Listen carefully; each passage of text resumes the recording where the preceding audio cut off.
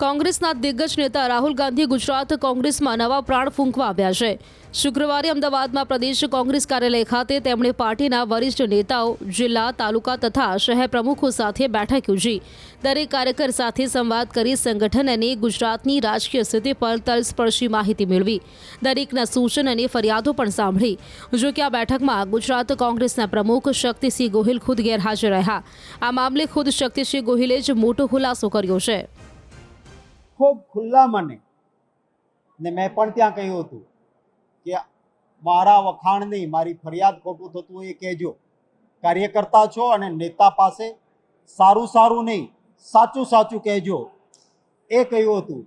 અને હું આભાર માનીશ મારા કોંગ્રેસના ગ્રાસરૂટના એ કાર્યકર્તાઓ, તાલુકા પ્રમુખો, જિલ્લા પ્રમુખશ્રીઓ, સેલ ડિપાર્ટમેન્ટના ચેરમેનશ્રીઓ, અરે ત્યાં સુધી કે અમારી ઓફિસમાં કામ કરનાર અમારો ચોકીદાર ભાઈ હોય કે એટેન્ડન્ટ ભાઈથી માંડીને બધા જ સ્ટાફના માણસો સાથે પણ રાહુલ ગાંધીજીએ સંવાદ કર્યો। અને મેં કહ્યું કે સાહેબ, આ એક મિટિંગમાં હું હાજર નહીં રહું, મારી ગેરહાજરીમાં પણ આપ સંવાદ કરો, જેથી અમારો સ્ટાફ છે એ પણ એના મનની વાત આપણે કરી શકે અને એને પ્રદેશ પ્રમુખ બેઠો છે એની ચિંતા ન રહેવી જોઈએ। આવું ઓપન નેતૃત્વ રાહુલ ગાંધીજીનું છે। હું ચોક્કસ કહું છું, કેટલાક કાર્યકર્તાઓએ સારી સારી બાબતો પણ કે સબ સલામત, આ બરાબર ભાજપના કારણે જ હારીએ છીએ। કેટલાક કાર્યકર્તાઓને સ્પષ્ટ કહ્યું તો કહ્યું, એમણે ક્યાંક કહ્યું પણ ખરું કે આપણા ક્યાંક આંતરિક જૂથબદ્ધી, આપણી તકલીફો, ક્યાંક નેતાઓની લડાઈઓ, આના કારણે પણ પાર્ટીને નુકસાન જાય છે। અને દિલ ખોલીને વાત કરે અને મારા નેતા સાંભળે, એ અમારો સૌનો આગ્રહ હતો। એટલે અમે પણ કહ્યું હતું કે સારું સારું નહીં, સાચું સાચું તમને લાગતું હોય, ભલે સાચું હોય કે ન હોય, પણ તમારા દિલથી લાગતું હોય। અને એક ચોક્કસ હું કહું છું કે કોઈ જૂથ કોંગ્રેસ પાર્ટીમાં અમારા માટે નથી। એક ટીમ કોંગ્રેસ તરીકે આગામી દિવસોમાં મહાત્મા ગાંધીજીનું ગુજરાત છે, સરદાર વલ્લભભાઈ પટેલની જન્મભૂમિનું ગુજરાત છે, જે સૌથી વધારે લાંબા સમય સુધી 25 વર્ષ સુધી પ્રદેશ પ્રમુખ સરદાર સાહેબ રહ્યા છે। અહીંયા અમારે સેવાની સાધના માટે કામ કરવું। મારી પાર્ટીને કે મને લાગશે કે કોઈ વધારે સારું કામ કરે છે તો હોદ્દો એ જરૂરી નથી, વ્યક્તિ સાથે મળીને કામ કરે।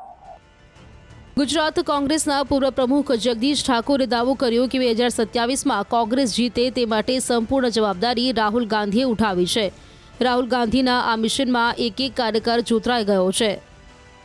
હું માનું છું ત્યાં સુધી જે કંઈ અમારી ચારેક બેઠકો કાલે રહી, એમાં જેને જે કંઈ વાત કહેવી હોય બહુ ખુલ્લા મને ચર્ચા થઈ। અને રાહુલજીએ પણ સામે જે સવાલો કર્યા એ સવાલ જવાબો થઈ અને આખી પાર્ટીમાં એક વલણું થયું છે। પાર્ટીમાં એક ડાયલોગ થયો છે। આવતા દિવસની રણનીતિ બનાવવા માટેનું માર્ગદર્શન રાહુલજી તરફથી અમને મળ્યું છે અને રાહુલજીને પણ જે ગુજરાતની રિયાલિટી છે એનો સંપૂર્ણ અહેવાલ મળ્યો છે।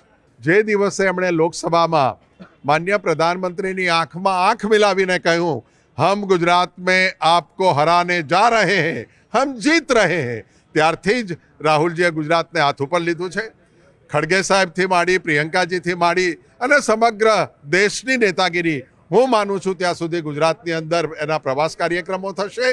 અને જે કોઈ અત્યાચારો બની રહ્યા છે, આજે કોંગ્રેસને ધરણા કરવા હોય તો એની પરમિશન મળતી નથી। ટેટ ટાટવાળા યુવાનો એની રજૂઆત કરે તો પણ એને ટીંગાટોળી અને લાઠીચાર્જ કરીને મારી નાખવામાં આવે। કોઈક દીકરી ઉપર બળાત્કાર થાય તો એનો પરિવાર રજૂઆત કરવા જાય છે તો કોઈ સાંભળતું નથી।